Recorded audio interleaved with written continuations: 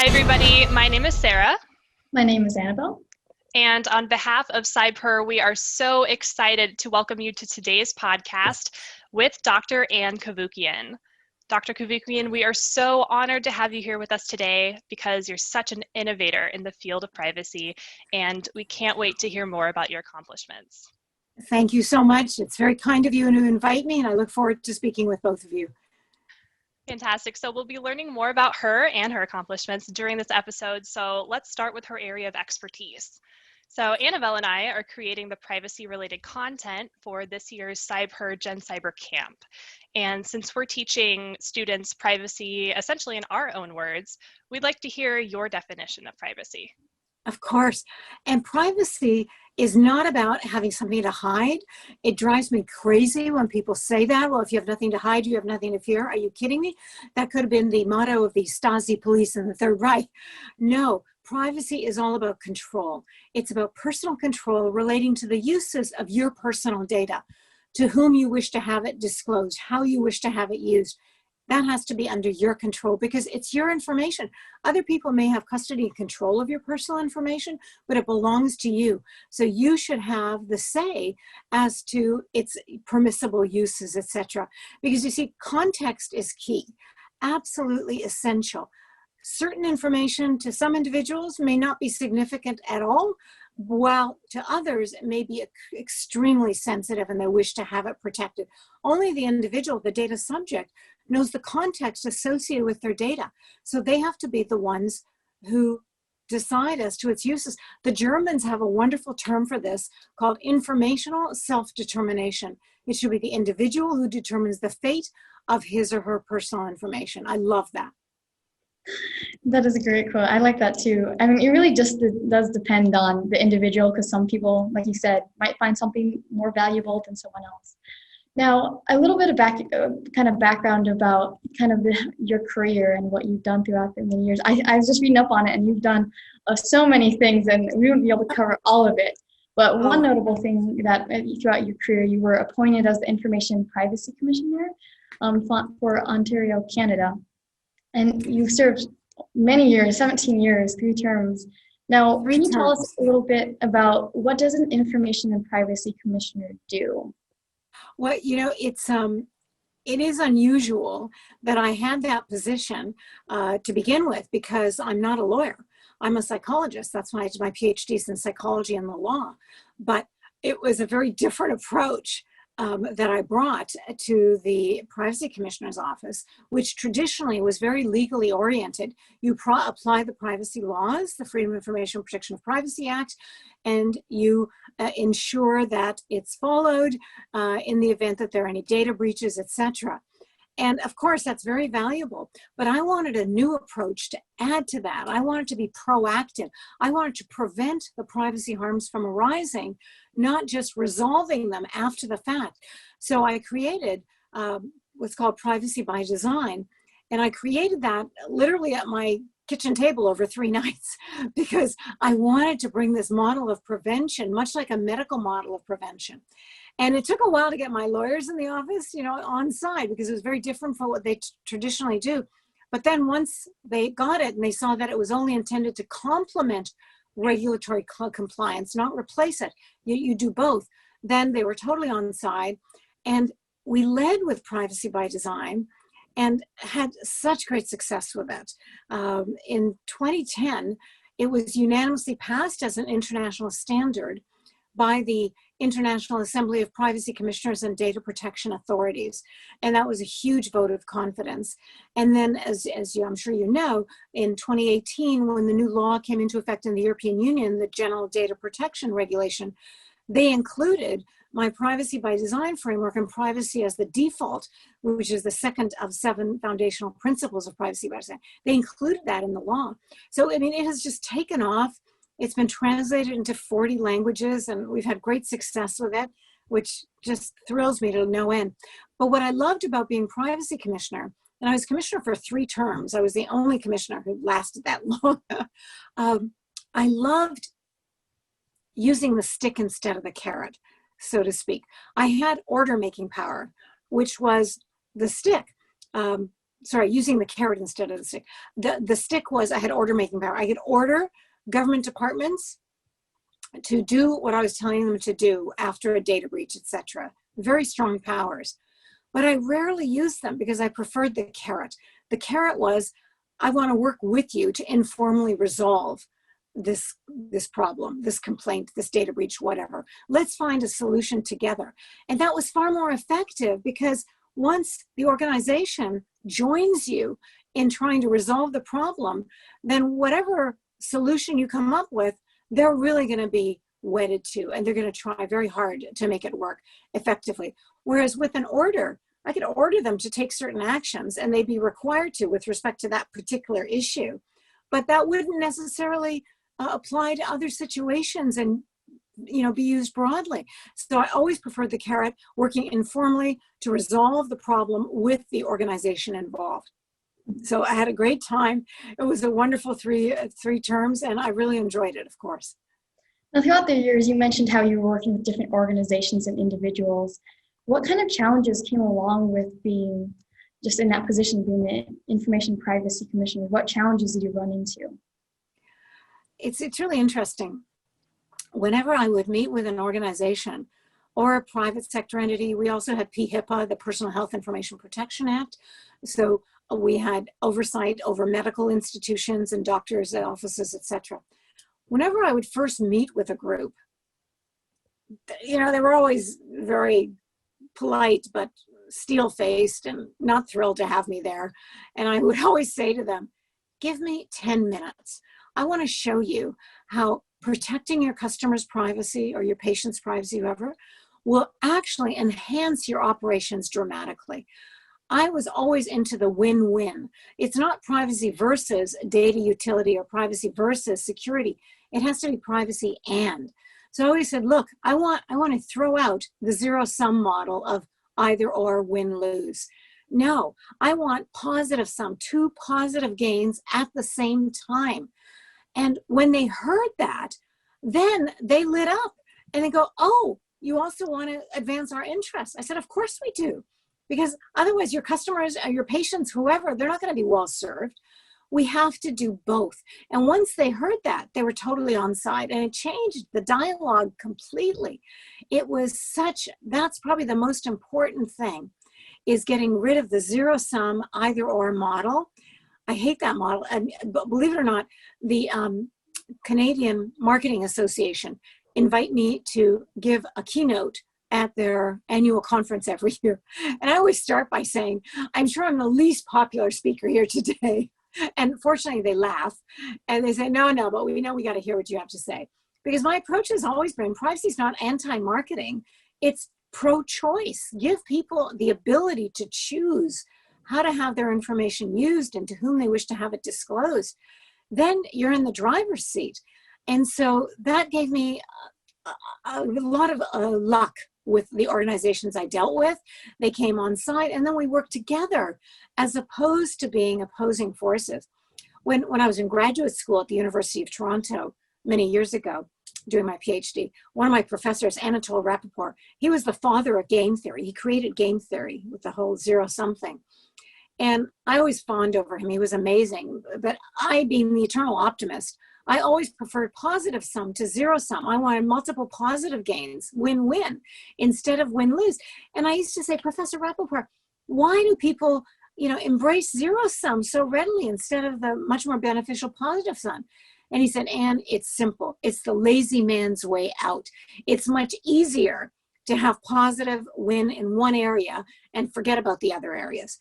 But the long-term benefits are much more limited. So positive sum, multiple positive gains is much better, but it takes more insight and time to bring it about.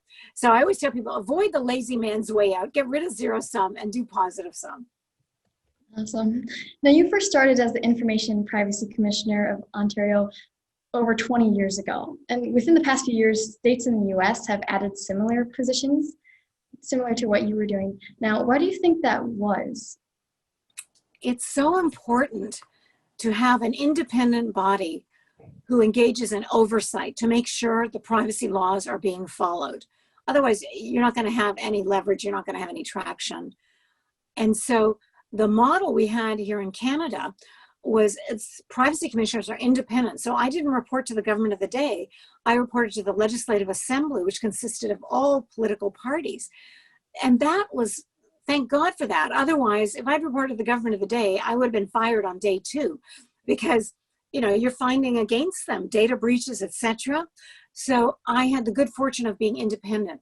But that independence also allowed me to pursue privacy solutions in multiple ways, as I said, not just regulatory compliance after the fact, but privacy by design. So when I'm delighted that in the United States now, more states are introducing commissioners, etc. I just hope they do it in a way that enables the commissioner to preserve their independence, not be devoted to the government, not be at the government's bidding, but to be able to do their work freely. And I want to make something clear. You know, people are always down on private sector companies and all the problems with privacy. I'm not saying that that's not the case, but equally, if not more the case, is governments. What governments do with your personal information and violations of your privacy, I always found were far greater than the private sector. You can't, you know, fire your government. You can hopefully wait until an election and elect a new one. But then the same thing happens. In the 3 terms that I was privacy commissioner here in Canada, in each term, there was a different political party in place. And before they became the government, that political party was all for privacy and they wanted to protect people's data and do all that. And then they became the government and all that changed. They wanted to control the data. They wanted ownership and control over the data. So I always tell people, it's not just private sector, you have to look at public sector equally, if not more. You have to address both. So commissioners hopefully will be independent of the government that appoints them. Now, taking a step back, you mentioned earlier that you ended up getting a degree in psychology, but what first got you into the information, security field or the privacy field? What was that first step kind of like for you? I was really interested in psychology, but how it applied to first criminal justice, criminology. I was very interested in criminology, and so I was fortunate. My PhD advisor was the head of the criminology department at U of T at the same time. So I got exposed to a lot of things in the criminology department, which also, of course, included law. So then I got very interested in the legal aspects of privacy, and I took courses at the law school, and I loved it because then I was exposed to the legal issues that needed to be addressed, but I always thought they were not failing, but they weren't enough, that you needed more. There was no concept of model of prevention. It was just all regulatory compliance after the fact. So I studied all of this in depth, and I did a lot of research on this. I published a paper during my PhD period when I was on vandalism, believe it or not, on the effects of vandalism and how privacy was impacted and all this. And I was very lucky. The Deputy Attorney General read my paper and liked it, thank God. And so when I got my PhD, he contacted me and he said, look, I can't offer you a permanent job, but I can offer you a 1-year contract where you can come and try to convince our lawyers of the approach you're taking to privacy, that a preventative model works just as well, if not better, than regulatory compliance after the fact, and marrying both is the ideal solution. And so I thought, I was very young. I thought, oh, I'm so lucky. I'm going to get a contract to do this. And so I went there and I headed up the research department, which focused on both privacy and legal issues. And it went very well. So at the end of the year contract, they gave me a full-time position, and I ended up heading up my own little department of how can you embed privacy into all these operations. And then the rest, they say, is history. Throughout the years, you've done so many things in privacy, not just being the information privacy commissioner, but you've had a lot of other kind of roles and impacts in the privacy field. Throughout your whole career, what accomplishment do you think has made the most impact? Oh gosh, there are so many. I haven't turned my mind to this. I love working with lawyers. I love working with different universities, getting this different messaging out. I think probably working, commissioners have a commissioners conference once a year. It's usually in Europe, and you meet with your European colleagues and people all around the world. And what I loved about that the most is the way they opened their eyes to privacy by design. And it was a very different approach, especially in the European context. And they were so receptive to it. I went to a number of many meetings in Europe relating to this issue. And I always used to say, wouldn't it be better if you can have privacy and fill in the blank, whatever you want, data utility, privacy and security, privacy and marketing, privacy and biometrics, privacy and artificial intelligence. It was a very different approach at the time, but they really warmed to it. And when I showed them the benefits, it was wonderful. And Germany especially, Germany is the leading privacy data protection country in the world. And it's no accident they had to endure the abuses of the Third Reich. And when that ended, they said, never again will we allow the state to strip us of our privacy, of our freedom. You see, privacy forms the foundation of our freedom. And they were robbed of that. And when that ended, they said, never again. So I loved working, especially with my German colleagues, who were very receptive to all of this. You've been in the information security field for so many years.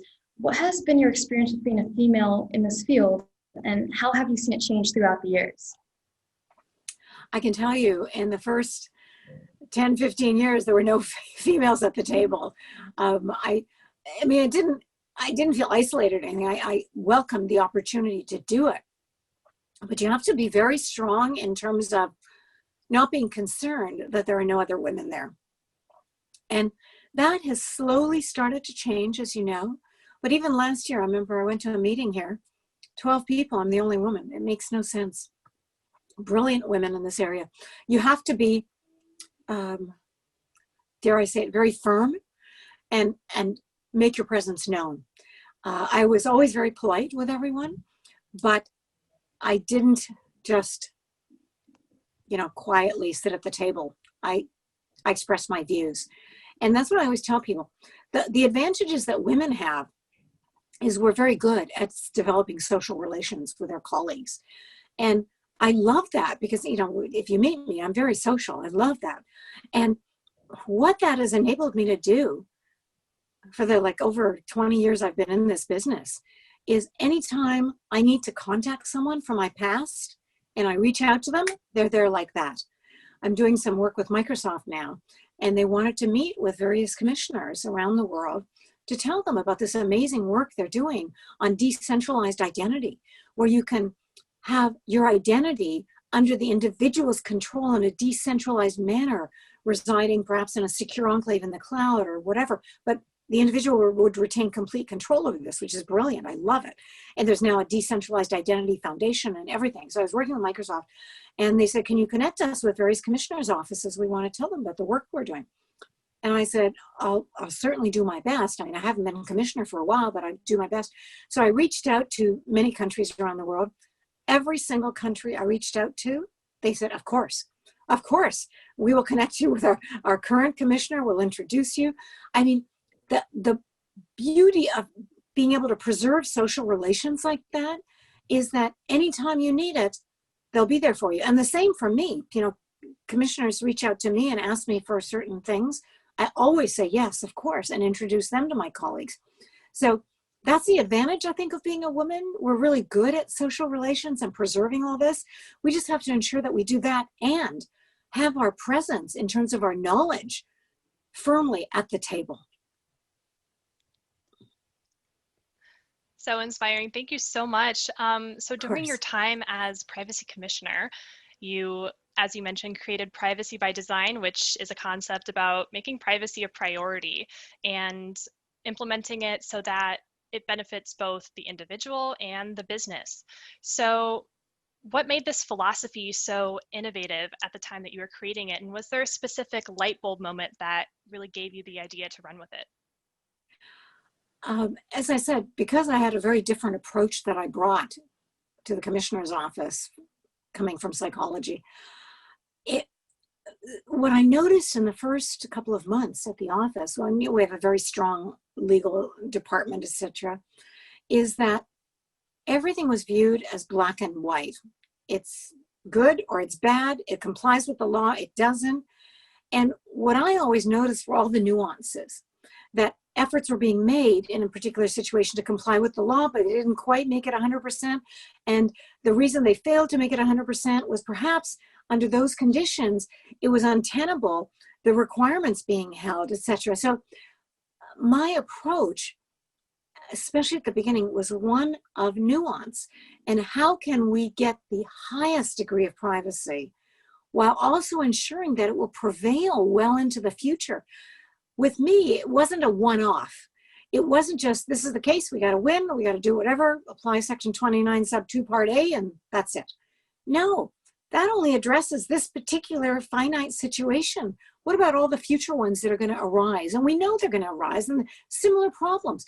So my approach was one of, we need to have multiple situations addressed in resolving this particular problem at hand. And what is the best way that we can do that? And it was a very different approach, as I mentioned, from the legal one. And let me be clear, the privacy laws were always followed. It was never that I discounted the law.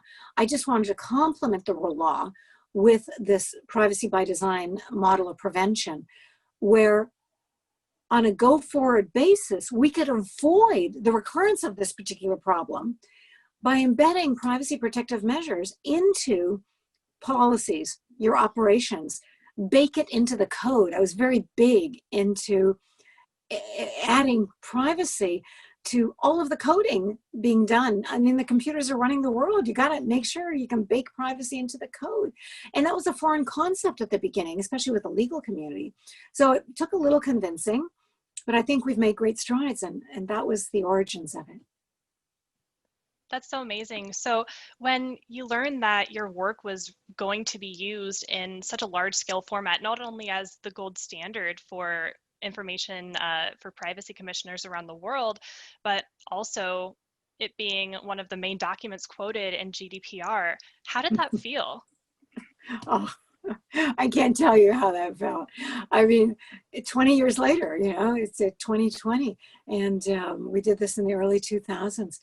It was just the most amazing feeling. And it was one where the doubts you may have had about it, I may have had about it, just blew away. And it was something I believed in very strongly. And, I teach as well. And I always tell my students, if you believe in something, follow through on it. No matter how many negative criticisms you might have, hear what they're saying and see if you can adapt whatever you're producing to address the concerns, but believe in what you're doing. And no matter how small the odds are of success, stay on course. And that's what I love telling everyone, because right now, as you know, surveillance is mounting and growing everywhere. And I tweet every morning. I have a large Twitter following, and I tweet between 5:30 and 6 a.m. the stories of the day coming from Europe and other places. My husband is a saint, so I'm so lucky. So invariably, out of the tweeting that I do every day, I get one or two tweets back that say something like, "Lady, give it up. That ship has sailed. Privacy's dead." And I say, you give it up, get another ship. You don't just say privacy's dead because the odds are against it. You have to stay steady on the course, ignore the odds. And invariably, wonderful things will happen no matter how low the odds. I mentioned this decentralized identity foundation. That's just developed in the last couple of years. Major companies like Microsoft, IBM, and others are trying to decentralize identity, which is huge. That way it takes it out of the control of massive centralized databases that are held by, like Google, for example, and they can do whatever they want with your data. No, you're going to have control. So ignore the odds, be firm on your beliefs, stay steady on your course. Wonderful advice. So as you mentioned, a lot of people believe that privacy is dead, it doesn't exist anymore. But on the flip side, we're seeing the opposite when it comes to obviously countries passing laws, and even now many US states are proposing their own laws to help protect individual privacy. So they are a little bit different than what GDPR has proposed. And do you think that these laws are comprehensive enough? Are they just a step in the right direction? Or do you think that it'll be kind of the end all be all? It's definitely a step in the right direction. It may not be sufficient, but I'm delighted to see the progress, and I'll take whatever we can get. And the fact that a number of states are introducing privacy laws, that's huge. California, of course, led with this, and that's huge. The only concern I have, but I understand it, and it's better than nothing, much better. The traditional remedy is opt-out, allowing individuals to be able to opt out of having their information used for secondary uses that they hadn't consented to. The problem with that is it requires the individual to search through all the legalese and all of the details in the privacy policy to find the opt-out clause that says, do not use my information for any purpose other than the primary purpose of the data collection, which I consented to. Very few people have time to do that. Time is short, but it doesn't mean that people aren't concerned about privacy. Concern for privacy is at an all-time high. In the last 2 years, all the polls, Pew Internet Research, etc., have come in at the 90 percentile for concern for privacy. 90% of those surveyed very concerned about their privacy. 92% concerned about loss of control over their personal information. So my preference, of course, is opt-in. And the beauty of opt-in, or privacy as the default setting, means you don't have to look for how to protect your privacy. We give it to you automatically. We can only use your personal information for the primary purpose that you consented to. If a secondary use arises down the road, we have to come back to you and obtain additional consent for the secondary use. I love that model, of course. And that's what privacy as the default is, which is one of the essentials of privacy by design, which has now also been included in the GDPR, which is great because then it's being followed everywhere. But I will take whatever you give me in terms of whatever states come up with privacy laws. The fact that they're creating privacy laws is huge, and I applaud those states in doing that. And if I can also add another area, facial recognition is hugely problematic. It is so inaccurate. It results in false positives all the time. In the UK and England, where there are more CCTV cameras than anywhere in the world, like 4.2 million, they have an 81% false positive rate. 81% of the time, the person identifies the wrong person. It's not the person of interest. So imagine the police are going after the wrong people all the time. It's appalling. And that's the problem. When I was privacy commissioner, a number of victims of identity theft came to me seeking my assistance in addressing their problems because their identity had been stolen. They said, look, the credit card companies keep coming after me saying I need to pay up these charges. And I keep telling them, I didn't create those charges. Somebody stole my identity. So the first thing I used to tell them is go to the police and file an occurrence report, something that validates your claim that your identity has been stolen. And then I would work with them to try to help them restore their identity. It's a nightmare. So a number of states, as you know, in the US, cities, San Francisco, San Diego, Texas, Oakland, they're outright banning facial recognition, which I applaud. And companies, again, Microsoft, IBM, and others are banning facial recognition because of all the inaccuracies. So I love that. And I'm so glad you brought that up because I think it is important to note that facial recognition, even though it is innovative, we're using machine learning like we haven't before, it can be incredibly dangerous to people of color, to women, because they have a much higher false identification rate. So when it comes to innovation like that, how do you uphold privacy while still allowing for this kind of innovation like voice and facial recognition, machine learning, smart devices? Yes. Well, let me distinguish. In facial recognition, there's two issues: one-to-one comparisons versus one-to-many. One-to-one comparison, I'm all in favor of. It's like the Nexus card, a global entry going into the States, when I used to travel a lot. So I have a Nexus card because it really facilitates my travel. But all it does is it compares my live face to the picture of my face on my passport, for example. I've consented to both of those uses. So comparing my live face to the picture of that's in my passport is perfectly acceptable to me. I've consented to both, and it makes my life much easier. And the same with, I have an iPhone. I use facial recognition. It can tell that my face, compared to the image that it has, is the same one, and it allows me entry immediately. We love that kind of innovation. So I'm not opposed to one-to-one comparisons where consent is clearly required. It's one-to-many, where your facial image is compared to thousands, hundreds of thousands of others in search of the bad guy, for example, by the police, by law enforcement, someone who may have committed a crime. And that's where all the false positives arise. And as you mentioned, people of color, I mentioned 81% false positive rate in the UK. Detroit did a study 2-3 months ago. They came up with 96% of their matches were false positives. Can you imagine? Because there are a lot of people of color there. It's ridiculous. Throw it out. One-to-many comparisons are the real problem, but we can preserve one-to-one and benefit from all the uses with computers, with our mobile devices, etc. Absolutely something to look out for, and insane statistics when you think about 96% of those Crazy. matches being false. It's just, wow, that's incredible. So we'd also like to get your opinions and some general advice, maybe geared a little bit more towards our audience, our campers, who are mostly middle school girls and other young women. So what is your best piece of privacy related advice for a student? The first thing I was going to say, and this is privacy related, is follow your heart. Follow whatever interests you and just pursue it, because it will just, that's what grows. That's been my experience. In terms of privacy, protecting your personal information is really important. So, you know, if you're on Facebook or you're on any of these things, social media, I understand why people want to do that. But believe it or not, Facebook has strong privacy by design if you go searching for it. This is the problem. They have very strong privacy settings, but it's not obvious to people.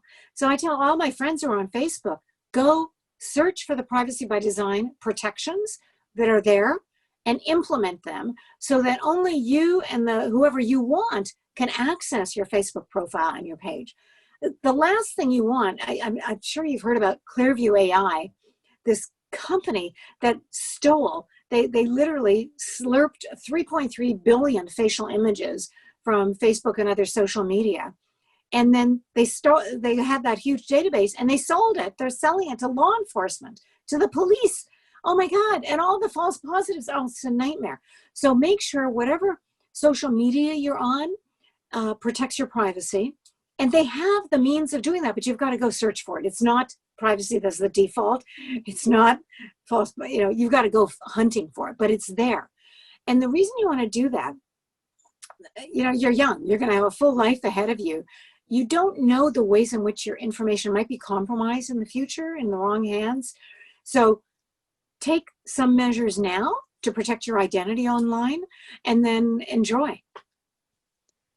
I'm so glad you mentioned that, because we actually do have a couple of corresponding activities planned for our campers, not only going through several social media privacy policies, but also giving them the tools to be able to go in and make sure that they know how to find those privacy related settings on each of their social media accounts. So I'm so glad that you brought that up. Good. So along the same lines, you know, what can we do to balance our, you know, our own privacy with the online presence that might be required in, you know, today's world? We all have an online presence, there's no question, and that will be growing. But I think increasingly there will be privacy protective measures at all of the sites you go to. And I really mean that. I'm not exaggerating, because there's such an interest in privacy now. So I mentioned Facebook, the obvious one. I was talking to them last week, and the head of privacy at Facebook, she said, we have the strongest privacy by design provisions. And I said, yeah, but nobody knows about them. See, that's the problem, is finding these. So the fact that you have an online presence, this is our world now. That's where we live. And increasingly, especially with the stupid COVID thing, everybody's online all the time. But you have to first, whatever you're going into, whatever site you're going into, just look for the privacy settings. As you might imagine, whenever I'm shopping online or offline, actually, I always look for the privacy settings. And offline, I'll just tell you a funny story. I'll go to the counter to pay for my whatever, and they'll say, oh, can we have your postal code? And I'll say, oh, How do you use that? I'm sure you have very strong privacy protective measures to ensure that there's no unauthorized third-party access to the data. And they're clueless. The clerk doesn't have a clue what I'm talking about. But the clerk goes and gets the manager, and the manager says, oh, you care about privacy. Oh, well, then we'll add this, we'll do that. They often have the means by which to protect your privacy, but you need to engage them to invoke those protections, which is unfortunate. Privacy should be the default setting. It's not yet, largely. So just always, whatever site you go to, just do a quick search for privacy and get the highest privacy protective measures, which you can have there. And I want to be clear, privacy is not about hiding information. It's nothing having to do with that. It's your choice. I always tell people, you want to give away all your information? Do it. It's yours, as long as you make the decision to do so. And I often talk about myself. I give myself as an example. Obviously, your health information is the most sensitive information, which should be so strongly protected. I would never say to anyone, share your personal information, your health information. But if you choose to, if you have a particular reason you want to do that, that's what changes. So I use myself as an example. I've had a lot of neurosurgery, brain surgery, 5 of them. Touch wood, I have been clear for the past 10 years, so I'm great. But the reason I give that as an example is I have a pump that's been put in my head and all these things. And it's really difficult when you're going through this at the initial stages. Oh my God. It's a very difficult time. So I always want to talk to people who are patients who might have to endure this kind of thing, neurosurgery, and they're scared and they think life is never going to be normal. And what I want to tell them is I know exactly what you're going through. The fear is totally understandable. My heart is with you, but I just want to assure you, you'll get past it and you'll be even better afterwards. That's why I have chosen to speak publicly about my neurosurgeries. And so everyone has to be able to retain the ability to choose, to exercise choice related to the use and disclosure of their personal information. So in the context of the pandemic, and I guess kind of moving along towards more healthcare related topics, how do you think that we should blend privacy and public health, balancing privacy with contact tracing, for example? Is that something that we should sacrifice in emergencies like this? No sacrifice. I can't tell you the number of media interviews I've done on this over the past 7 months, because always people say, well, we want privacy, but we need public safety. We need our health. So if we have to give up privacy for that, so be it. No, not so be it. You do both. Once again, we have to abandon the zero-sum either-or model of win-lose. Public health, of course, is very important. We all want to be healthy, but the pandemic will end, just like other emergencies and crises event, 9/11, SARS. I've been through so many of these, and they end and life goes on. So you need to preserve your privacy throughout the pandemic. So there's, the contact tracing apps that everyone is talking about. There's a fabulous one, which was created by Apple Google, the Apple Google API, which in Ontario, our public health agencies grasped and made an amazing contact tracing app called COVID Alert. Actually, they call it, as Apple Google did, exposure notification app, because what it does, it doesn't trace you. They wanted everyone to know that the Apple Google framework has total privacy embedded in it. No personal information is collected. And on 2 occasions, Apple walked me through the code, because I always like to look under the hood. I always say trust but verify. And before I could speak out in favor of it, they knew I had to see what they were doing. And I've seen what they're doing. They're not collecting any personal information, no geolocation data, nothing. What it does, if you choose to use the app, is it notifies you if you've been exposed to someone who has tested positive for COVID-19, if you've come within 6 feet of them. And that way you can decide what to do. You can decide to go to your family doctor, to go to a public health authority. You decide if you want to do anything. It's entirely up to you, under your personal control. No personal information is collected whatsoever from the app. You choose to download it, and all the information is yours. It uses Bluetooth beacons, which change like every 15 minutes. There's no traceability. And Apple, Google said to public health authorities who are developing an app based on this, they actually banned them from collecting any geolocation data or any personal information. This is huge. So here in Ontario, Canada, I worked with our public health authorities to develop this app, the COVID Alert app, which is amazing. And then it's been Canada federally has adopted it across the country. And countries like the UK, Australia, they've adopted the Apple Google framework after the first app they developed, contact tracing app, was in fact, it identified the individuals. Nobody used it. You can imagine, nobody used it. So they had to abandon it, and they've gone to the Apple Google framework. And I should tell you that Germany, which about 6 weeks ago adopted the Apple Google framework and their tracing app, they, within 24 hours, they had 6.5 million downloads of this app. Huge. And now today, there's been like over 40 million people in Germany are using it. You see, in Germany, the population trusts their privacy commissioner because they are the leading privacy commissioner in the world. So they trust them. When they say, we're not collecting any personal information, your information is totally secure, they believe them. Now you've got over 40 million downloads. So that's why, in terms of tracing, I tell governments all around the world, including my own, you cannot require people to give you their personal information. It's not going to work. And now the latest thing is, if you go to a restaurant for in-restaurant dining, you're required here in Ontario, it drives me crazy, to give your name and phone number so that they can contact you if something happens. Well, what do you think is happening? They're getting all the wrong information. People are making up stuff because they don't want to leave a trace of where they've been, at what time, with whom. No, you want to dine in private. What they should be doing is saying to their customers, oh, download this app. There's this COVID alert app. If you download it, you'll be notified if you've been exposed to anyone who's COVID-19 positive. And then you can choose how to proceed. That's what I'm encouraging them to do. So reject the view of public health versus privacy. No, you must have both. And can I add one more thing? This was a few months ago. 300 scientists, epidemiologists from around the world, 26 countries all around the world, they signed a joint letter, an open letter to governments all around the world, saying, if you do contact tracing without protecting privacy, it will fail, full stop. This is what they did, all on their own. And these are the scientists, the epidemiologists, telling governments, you cannot have contact tracing without privacy embedded. So full stop. It's not one versus the other. You must have both. And I think that's something that, I certainly wish that we had that here. It sounds like, the perfect blend of safety and privacy, and that's something that you really don't often see.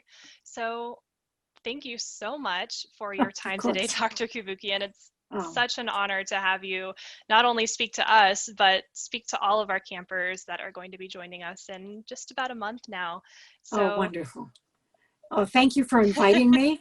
And I just want to give all your campers hope. The future is bright. We will preserve our privacy and achieve great wins in all of our area. Make it win-win.